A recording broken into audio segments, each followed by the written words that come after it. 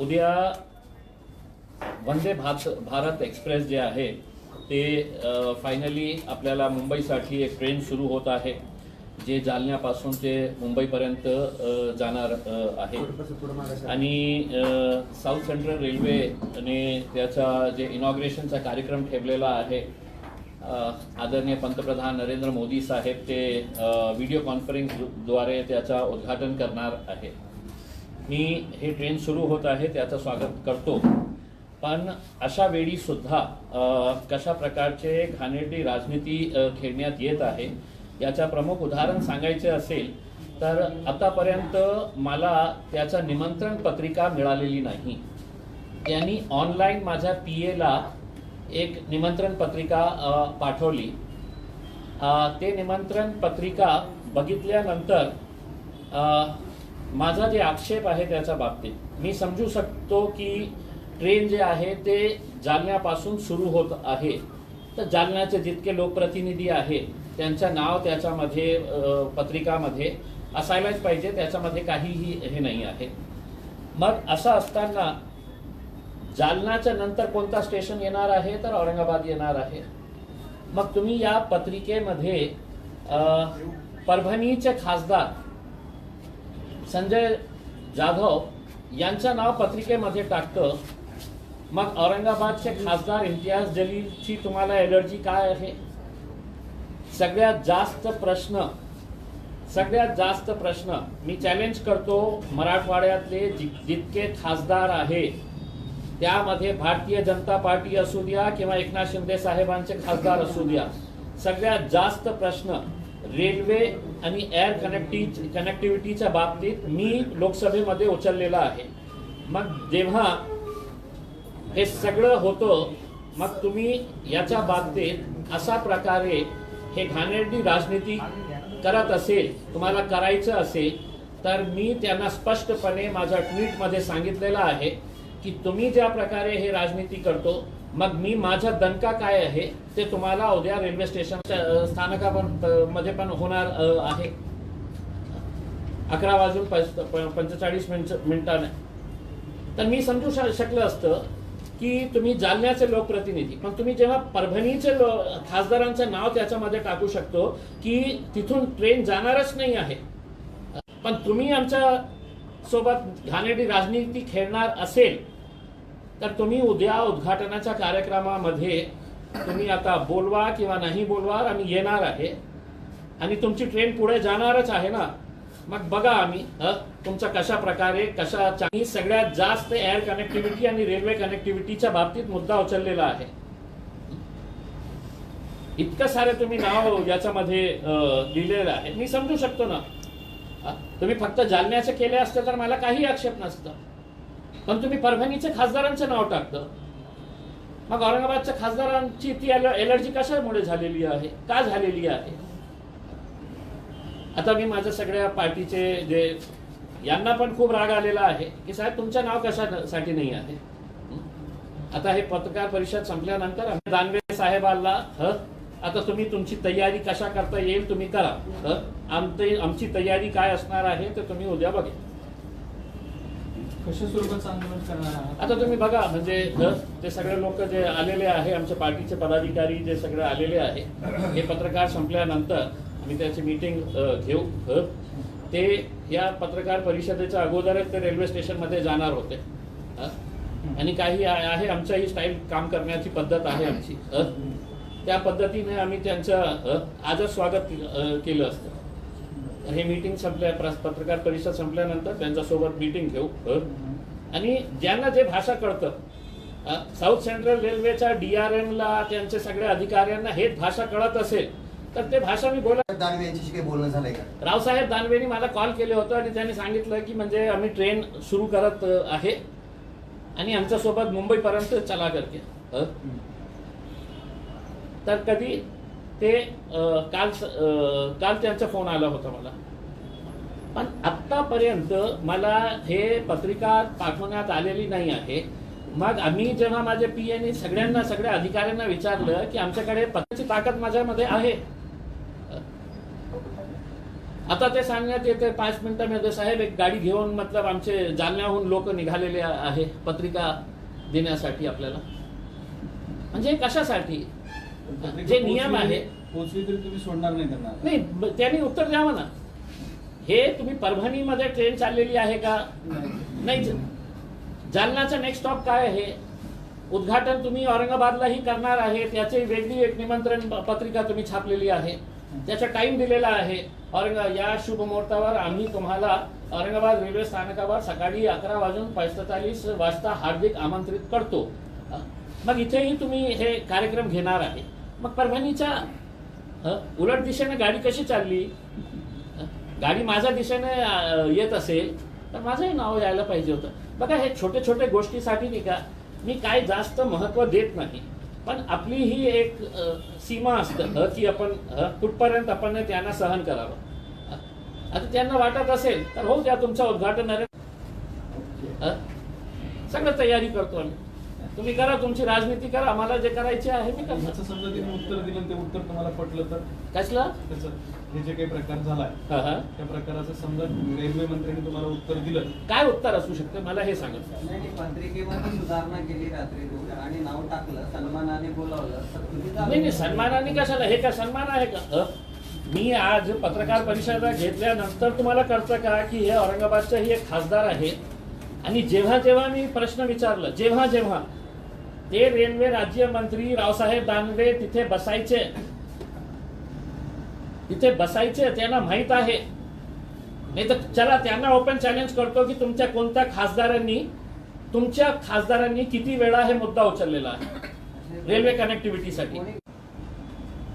केंद्रीय अजून एक राज्यमंत्री आहे ना आपल्याकडे, डॉक्टर भागवत कराळचं नाव का नाही टाकतो? मग डॉक्टर भागवत कराळचं नाव नाही आहे. अरे तुमच्या राजनीती तुमच्याकडे ठेवाच नाही. तुम्हाला नाव काय आहे, पण ते काय विचार कराळ सर काही बोलतील नाही, कारण त्यांचे जे वर बसलेले आहे मोदी साहेबांनी डोळं दाखवले तर ते गप्प बसतात. मी कशाला गप्प बसू? मी कशाला घाबरू? म्हणजे तुम्ही अतुल सावेचं नाव टाकलेलं आहे ना त्याच्यामध्ये. मग केंद्रीय राज्यमंत्री नाही आहे काय ते केंद्रीय आपले रावसाहेब दानवे? अर्थ तुमचे तर दिवाळीचे संबंध आहेत दानवे साहेब. माझे सगळ्यांचे आहे, फक्त नरेंद्र मोदी साहेब सोडून माझ्या सगळ्यांशी संबंध आहे. म्हणजे त्याच्यामध्ये काहीही दुमत नाही आहे. पण जेव्हा जेव्हा मित्रता असते तर मित्रता, ठोकून काढायची वेळ आली तर सगळ्यांना ठोकून काढू. सोडाचं राजकारण का करताय? कोण करतो दानवे. मला माहित नाही आहे. म्हणजे हे याचा उत्तर त्यांनी द्यावा मला. आणि आपणही मला समजावून सांगा की नाही इम्तियाज अली तुम्ही चुकत आहे करके की परभणीच्या खासदाराचं नाव तुम्ही टाकतं आणि औरंगाबादमध्ये जिथे रेल्वे पास होणार आहे, सेकंड स्टॉप जालन्याच्या नंतर औरंगाबादचं आहे, तर कमीत कमी हे ओळखून की नहीं यार इम्तियाज अली ने बहुत मर्तबा है तो रेल्वे के इश्यूज को उठाया है करके. मी आपल्याला लागले तर मी पाठवतो आपल्याला व्हिडिओज. मी किती वेळा लोकसभेमध्ये मुद्दा उपस्थित केलेला आहे. तर आमची तयारी आहे. नेमकी दिशा काय राहील? आम्ही काय म्हणायचं नेमकं आंदोलन कशा? आता थोड्या वेळाने आमचे लोक तिथे रेल्वे स्टेशनला जाऊन सगळं बघून येतील. आता आहे का उद्या आहे? आता जाऊन येतील, उद्या येतो ना मी येणार नाही होता. आता रेकी तर करू द्या मला. हिंदी में बता दीजिए. देखिए, वंदे भारत एक्सप्रेस की शुरुआत होने जा रही है और देश के वजीर आजम नरेंद्र मोदी साहब है तो इसका वीडियो कॉन्फ्रेंसिंग के जरिए उद्घाटन कर रहे हैं. ये मराठवाड़ा की जनता को अच्छी तरीके से मालूम है कि रेलवे के बारे में, एयर कनेक्टिविटी के बारे में सबसे ज्यादा प्रश्न लोकसभा के अंदर पिछले 5 सालों के अंदर मैंने उठाया. और जब ये रेलवे शुरू होने जा रही है आखिरकार, जिसकी टाइमिंग भी बहुत मायने रखती है कि बिल्कुल इलेक्शन के करीब ये सब उद्घाटन होने वाले हैं. राम मंदिर का उद्घाटन भी इलेक्शन के टाइम के ऊपर, वंदे भारत भी है. तो जहां जहां पर भी ये भारतीय जनता पार्टी वाले कमजोर है, सारे उद्घाटन तुमको इलेक्शन से यही 1.5-2 महीने के अंदर आपको नजर आने वाले हैं. तो जब नरेंद्र मोदी साहब इसका उद्घाटन कर रहे हैं, आज अभी कल सुबह 9:30 बजे इसका उद्घाटन कार्यक्रम है जालना में. अभी 3:45 बज रहे हैं और अभी तक मुझे निमंत्रण पत्रिका तक नहीं भेजी गई। जब हमने पूछा ये सवाल तो हमको ये बताया गया कि ऑनलाइन है तो भेज दिया गया है करके आपके पीए के पास। तो मतलब एक खासदार को आप ऑनलाइन इनविटेशन दे देंगे, और जब इनविटेशन हमारे सामने आया तो मैं समझ सकता हूं कि ट्रेन जालना से निकल रही है तो जालना के जितने भी लोक प्रतिनिधि हैं उनका नाम इसके अंदर आप डालें करके। लेकिन ट्रेन जालना के बाद औरंगाबाद और औरंगाबाद से आगे निकलेगी, तो इस इनविटेशन कार्ड के अंदर परभनी के खासदार का नाम है, जबकि ट्रेन वहां पे जा ही नहीं रही है। तो परभनी के खासदार का अगर नाम इसके अंदर आ सकता है तो औरंगाबाद के खासदार से तुमको इतनी एलर्जी क्यों है, तुमको इतना परहेज क्यों है, ये सवाल मैं कर रहा हूं।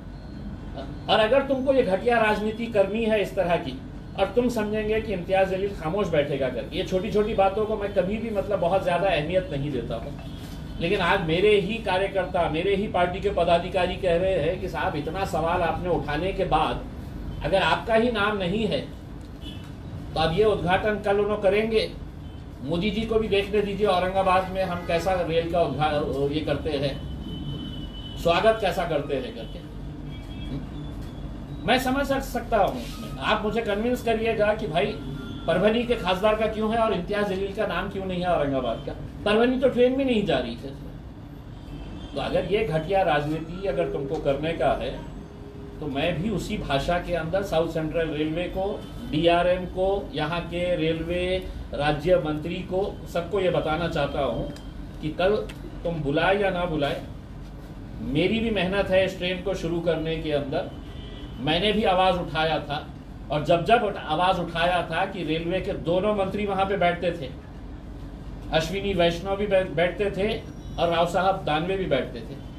तो अगर उन्होंने मुझे याद नहीं किया है तो कल उनको मैं याद दिलाऊंगा कि साहब इस शहर का, इस जिले का खासदार मैं हूँ करके उसका। अब जितनी आपको तैयारी करने का है आप तैयारी करिए, मुझे जो करने का है मैं कल के दिन कहाँ कहाँ पे इनको अपनी फोर्स लगाना पड़ेगा। अगर हर चीज अगर हमने बोल डाले तो पूरी फौज लाके यहीं पे खड़े करवा लेंगे उसके अंदर। सर क्या वजह रही? इससे पहले भी उज्ज्वला गैस योजना का था, उस समय भी आपका नाम नहीं आया था।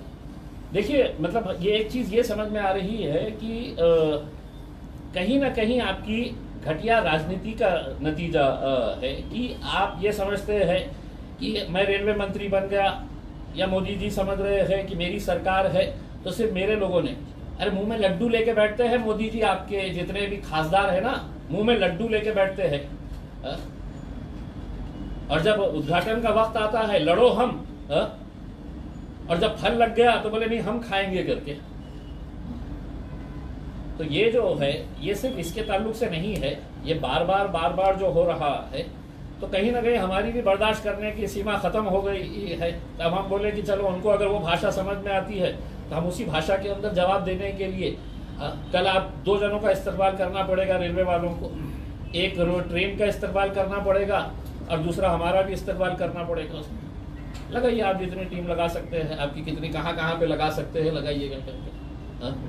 कल अगर मैंने औरंगाबाद की जगह अगर कहीं दूसरी जगह के ऊपर भी अगर आंदोलन किया है तो ट्रेन से आगे जो है अपनी दूसरी गाड़ी भी चलाइएगा उसमें, देखने के लिए कि सब क्लियर है।